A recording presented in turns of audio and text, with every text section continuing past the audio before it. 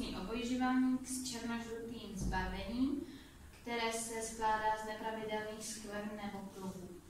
A kde se vyskytují? Mlok skvrnitý se vyskytuje v listnatých a smíšených lesích, zejména v podhorských oblastech. Zajímalo by mě, čím se takový mlok skvrnitý živí?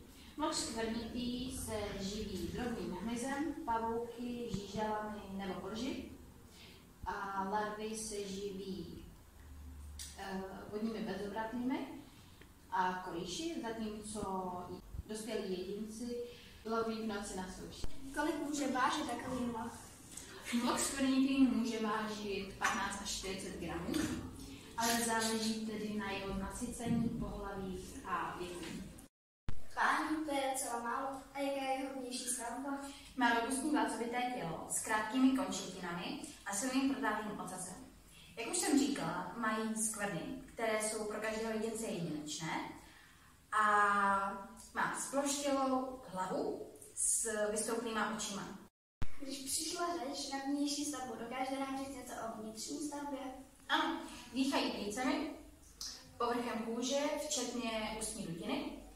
Larvy tedy dýchají žábrami. Trávicí systém u mloka zahrnují játra, střeva a žaludek, jedovaté žlázy, které produkují toxiny.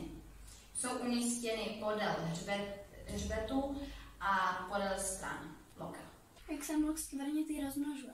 Rozmnožuje se pohlavně a probíhá to tak, že samice naklade živé larvy do tekoucích vod a ty se po několika měsících promění v dospělé jedince. Je tu ještě něco, co byste nám chtěla říct? Ano, mlok skvrnitý může dorůstat až 28 cm. V zajetí se může dožít 50 let, ale když je sám v přírodě, může se dožít jen 20. Polovinu života tráví na souši, schovává se v listnatých lesích pod listí. Aktivní je hlavně v noci a patří mezi ohrožené druhy. To je asi vše, co bych vám chtěla říct. Tak Veroniko, já vám děkuji, že jste tu dnes s námi byla. Já také děkuji.